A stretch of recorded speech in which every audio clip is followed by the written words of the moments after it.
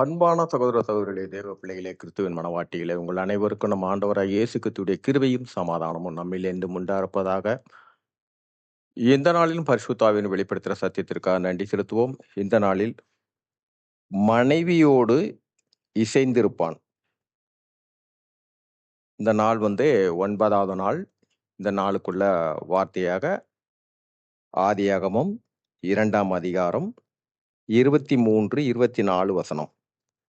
இப்ப இங்க 23 வசனத்துல பாத்தீங்கன்னா, அப்பொழுது ஆதாம், இவள் என் எலும்பின் எலும்பும் என் மாமிசத்தில் மாமிசமாய் இருக்கிறாள்.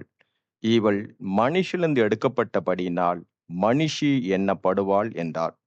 இங்கே பாத்தீங்கன்னா, ஆதாமை தேவன் சிருஷ்டிக்கும் போது, இப்ப பாத்தீங்கன்னா, தேவன் என்ன எண்ணினாரோ ஆதாம் அதை செய்தான். இப்படி தேவனால் அன்பினால் பிணைக்கப்பட்டிருந்தான். அப்படி உள்ளவனை ஆண்டவராகிய இயேசு கிறிஸ்து, தேவனாகிய கர்த்தர், அவனை ஒரு ஆலயமாக ஏற்படுத்தினார். தேவன் எப்பொழுதும் நித்தம் அதில் வாசம் செய்யணும். அப்படி ஒரு ஆலயமா ஏற்படுத்தி, மனைவி, அவருடைய விழா எழும்ப மனைவியை ஆலயத்தின் தூணாக, இருவருக்குமாக ஒரு தூணாக ஏற்படுத்தி, மீண்டும் அந்த தூணை, அந்த விழா எலும்பை மனைவியாக அவனிடத்தில் கொண்டு வந்து சேர்த்தார். அங்கே ஆதாம் அதற்கு சாட்சியாகத்தான், ஆம், நான் தேவனுடைய ஆலயமாகவும் என் மனைவி ஆலயத்தின் தூணாக இருக்கிறாள். இதற்கு சாட்சியாக ஆதாமே அந்த 23ஆம் வசனத்துல அதை சாட்சியாக தேவனிடத்தில் ஒப்பு கொடுக்கிறார். இவள் என் எலும்பின் எலும்பும் என் மாமிசத்தில் மாமிசமாய் இருக்கிறாள். இவள் மனுஷனில் எடுக்கப்பட்டபடியினால் மனுஷி எண்ணப்படுவாள் என்றான். இதுதான் அவன் சொன்ன சாட்சி. இப்போ தேவன் நித்திய காலமாக எப்படி தேவன் அவன் மீது அன்பு வைத்திருந்தாரோ, அளவிட முடியாத அன்பு. அந்த அன்புக்கு பார்த்தீங்கன்னா, தன்னை போலவே தன்னுடைய சாயலாகவும் தன்னுடைய ரூபத்தின்படி சிருஷ்டித்தார் என்றால் எந்த அளவுக்கு தேவனுடைய அன்பு, அந்த அன்பு நித்தமும் அதில் தேவன் களி கூறணும். இதற்கு சாட்சியாக ஆதாமும் சொல்லுகிறார், தேவன் நித்தமும் எங்களிடத்தில் அவர் உலாவுகிற ஸ்தலமாகவும் நாங்கள் இருப்போம் என்பதற்கு தான் அங்க சாட்சி. இப்ப 24ஆம் வசனத்தை பார்த்தீங்கன்னா, இதன் நிமித்தம் புருஷன் தன் தகப்பனையும் தன் தாயை விட்டு தன் மனைவியோட இசைந்திருப்பான், அவர்கள் ஒரே மாமிசமாய் இருப்பார்கள். காரியத்துல பாத்தீங்கன்னா, ஆதாம் ஏவாளுக்குள்ள தேவன் நித்தமும் வாசம் இருக்கிறாரே, அதே போல தேவனுடைய காரியமும் நித்திய ஜீவ காலமெல்லாம் இப்படி ஒரு சந்ததி இந்த பூமி மீது எங்கும் இருக்கணும். அது தேவ சந்ததியா இருக்கணும். இதற்காகத்தான் அந்த மனைவி ஏற்படுத்தினார்.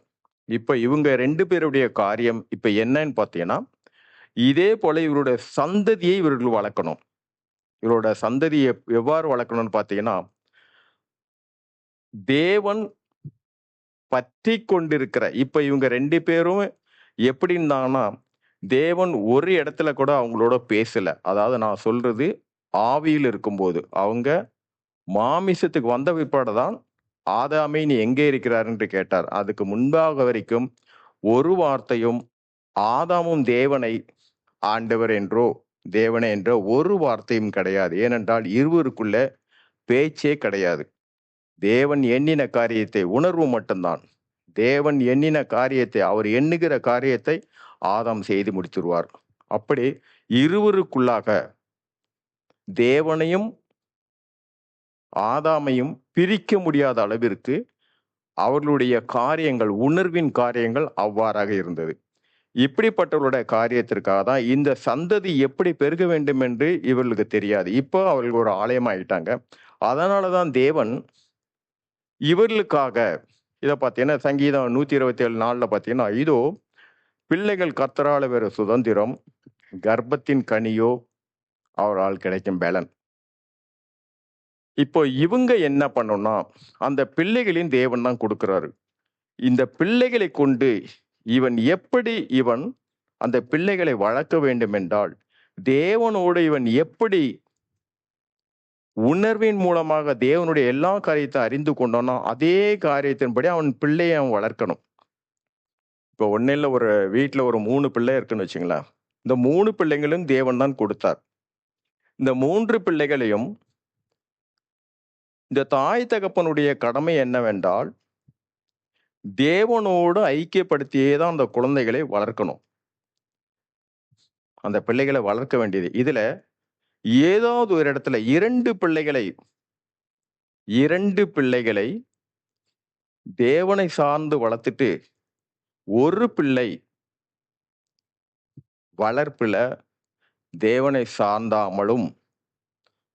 சார்ந்து கொள்ளாமல் உலகபூர்வமான ஒரு காரியத்துல அந்த பிள்ளை வளர்க்கப்பட்டாலும், இல்லை தாய் தகப்பன் சொல்றத அந்த பிள்ளை கேட்கலன்னாலும் சரி, யாரோடு முறையிடுவார்கள் என்றால், இப்பொழுதும் உண்டு. எங்க பிள்ளைங்களுக்கு வேண்டி கொஞ்சம் ஜெபம் பண்ணுங்க பிரதர். என் பையன் இப்போ வந்து பார்த்தீங்கன்னா முதல்ல மாதிரி இல்லை, இப்போ ரொம்ப குடிக்கிறான். இதெல்லாம் ஜெபம் பண்ணுங்க. அது ஏன் சொல்றாங்கன்னா, அவனை தேவ சித்தத்தை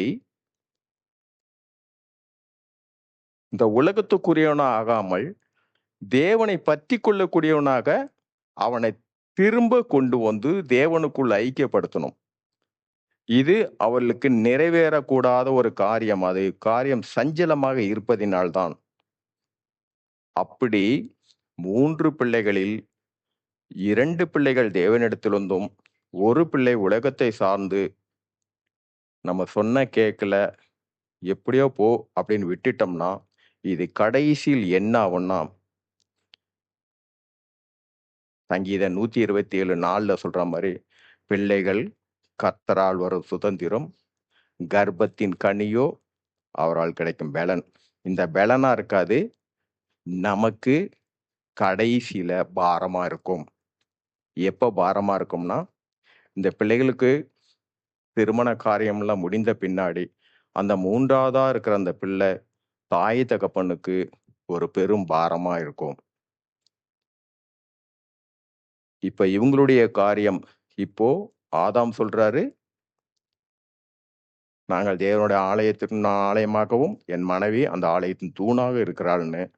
அதே இந்த காரியத்தை அவர்கள் பிள்ளைகளையும் அவர்கள் அதே போல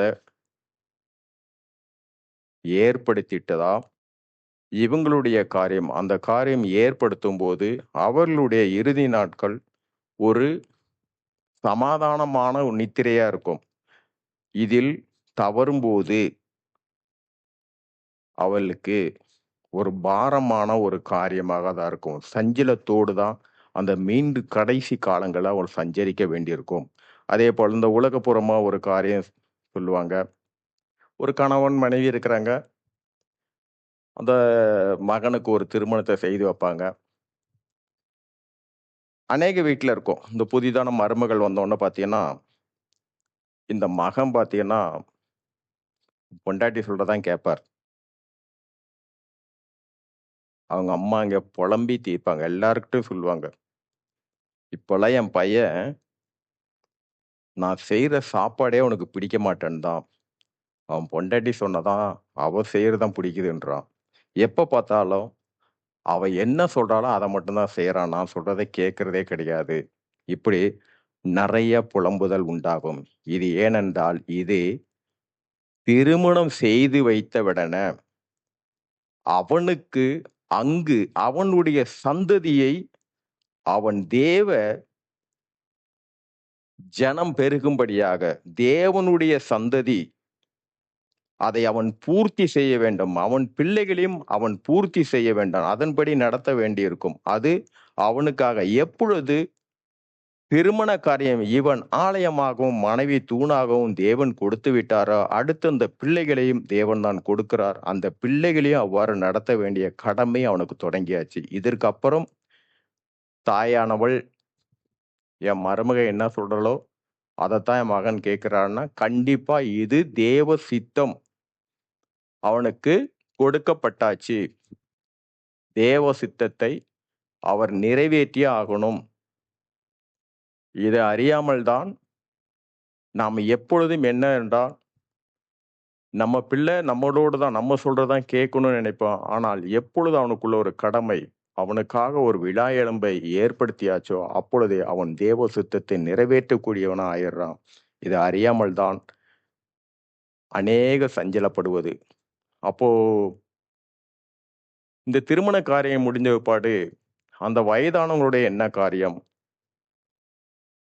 கடைசி காலத்திலும் சரி, அவனுக்கு பிறக்கிற பிள்ளைகள், அதாவது பேரனோ பேத்தியோ, அந்த பிள்ளைகளையும் தேவனுடைய காரியமாக போதித்து நடத்தணும். அப்படி நாம் நித்திய காலமெல்லாம் அதே காரியத்தில் இருக்கும்போது நம்முடைய நித்திரை ஒரு சமாதானமோ ஒரு சந்தோஷமான நித்திரையா இருக்கும். நாம் பிள்ளைகளை வளர்க்கும் போது, தேவனுக்குள்ளாக வளர்க்கும் போது, அந்த கடைசி காலங்கள் நமக்கு அந்த பிள்ளைகள் என்னவா இருப்பான்னா ஒரு பலனா இருப்பாங்க. அதே பிள்ளைகளை தேவனுக்குள்ளாக நம்ம வளர்க்காம விட்டுட்டோம்னா நமக்கு அந்த பிள்ளைகள் தான் பாரமா இருக்கும். அதனால இங்க என்ன சொல்றாருன்னா, ஆயத்தப்படுத்திட்டாரு. அந்த 24 வசனம், ஆதியாகமம் 2 அதிகாரம் 24 வசனம், இதன் நிமித்தம் புருஷன் தன் தகப்பனையும் தன் தாயையும் விட்டு தன் மனைவியோட இசைந்திருப்பான், அவர்கள் ஒரே மாமிசமாயிருப்பார்கள். எப்படி ஆதாம் ஏவாளும் ஒரே மாமிசமான ஒரே ஆலயமாக ஆனார்களோ அதே போல் இவர்களும், இப்ப இவர்களுடைய சந்ததியும் அவ்வாறாகவே தேவன் வாசம் செய்கிற ஒரு ஸ்தலமாக இவர்களும் ஆயத்தமாயிரணும். அதனாலதான் இந்த காரியத்தை, இது எல்லாமே, இது மகனுடைய தவறும் கிடையாது. மருமகள் ஏதேதோ சொல்லி கொடுக்குறா, அதனாலதான் என் பிள்ளை அப்படியெல்லாம் ஆடுறான்னா இது கிடையவே கிடையாது. இது மாமிசமான எண்ணம்.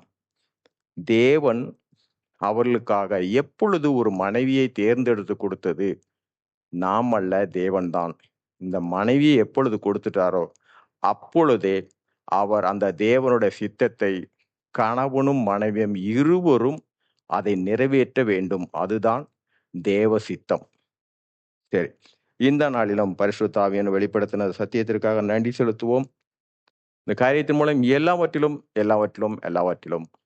மூவரிலும் ஒருவராக இருக்க தேவனே, உம்முடைய ஒருவருடைய நாமத்துக்கே மகிமை உண்டாவதாக. ஆமென்.